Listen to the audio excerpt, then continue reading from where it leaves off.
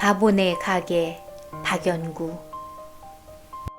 우리 집 근처에는 식료품 가게가 3군데 있다. 그런데 유독 바보네 가게로만 손님이 몰렸다. 바보네 가게. 어쩐지 이름이 좋았다. 그 가게에서 물건을 사면 쌀 것 같이만 생각되었다.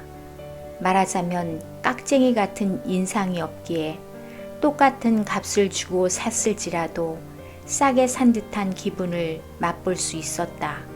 나는 아내에게서 어째서 바보네 가게라고 부르는가 하고 물어보았다.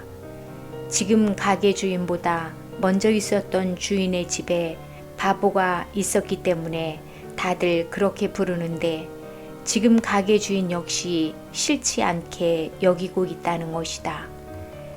그 집에서는 콩나물 같은 것은 하나도 이를 보지 않고 딴 가게보다 훨씬 싸게 주어버려 다른 물건도 을에 싸게 팔겠거니 싶은 인상을 주고 있다는 것이다.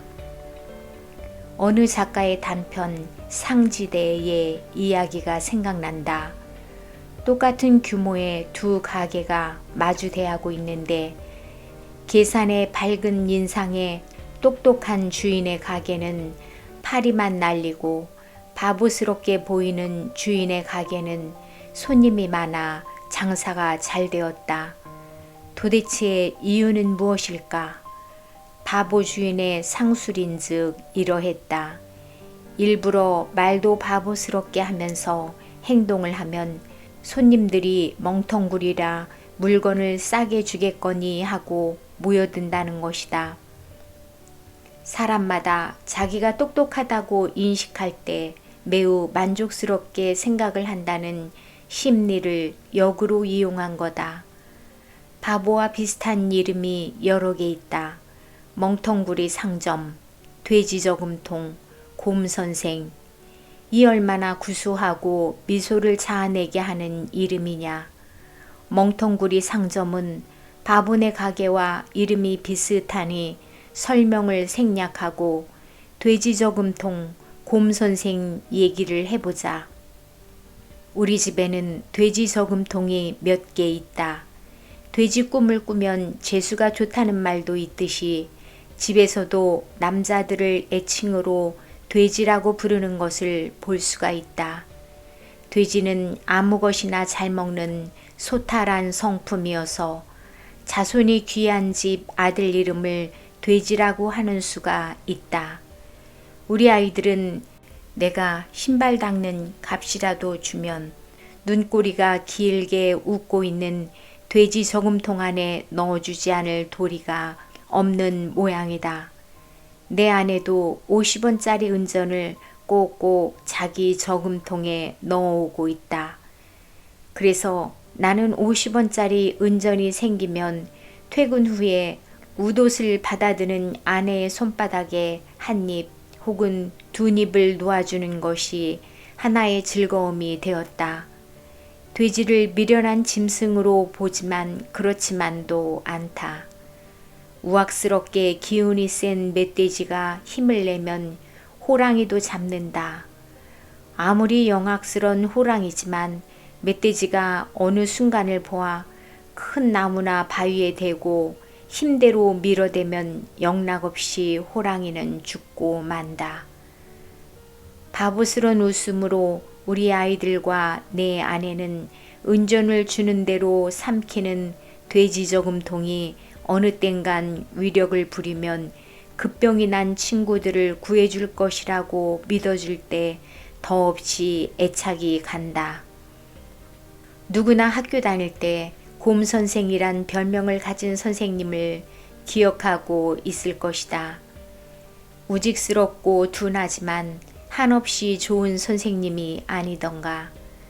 그러나 이 선생님이 화나면 그 어느 선생님보다 무섭다. 곰은 절대로 미련한 짐승이 아니다. 둔한 동작으로 시냇물 속을 거닐다가 물고기가 나타나면 앞발을 번개같이 놀려 잡아낸다. 파리채로 파리를 잡듯이 그 널찍한 발바닥으로 물탕을 치는 동작이야말로 곰이 아니라 하겠다. 친구를 사귈 때는 너무 똑똑한 사람은 어쩐지 접근하기가 망설여진다. 상대방에게서도 만만한 데가 보여야 이쪽의 약점과 상쇄가 가능해서 허물없이 교분을 나눌 수가 있는 것이다. 그런데 저쪽이 빈틈이 없는 사람이라면 항상 이쪽이 못난 놈이라고 비칠 것 같아 치를 밖에.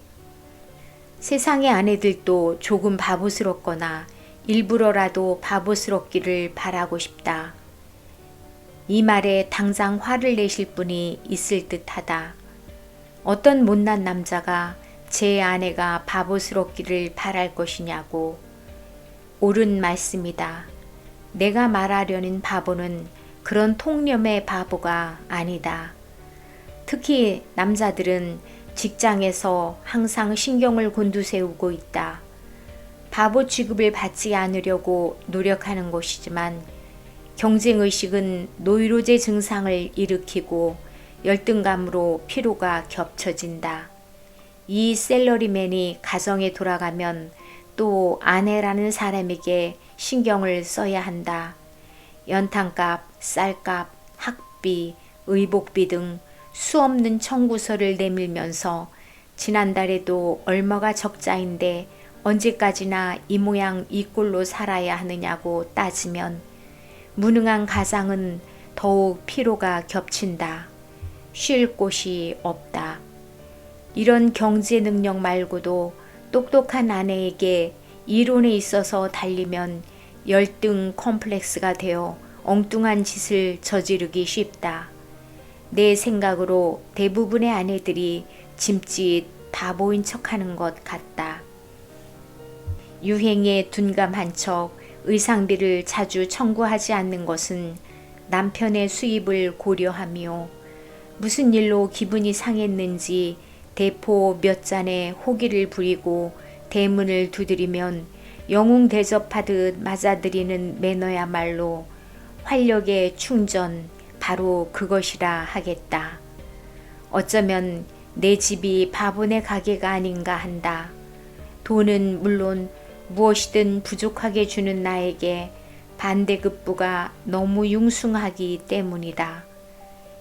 6살짜리 막내딸 아이는 10원만 주어도 뽀뽀를 해주고 그리고 또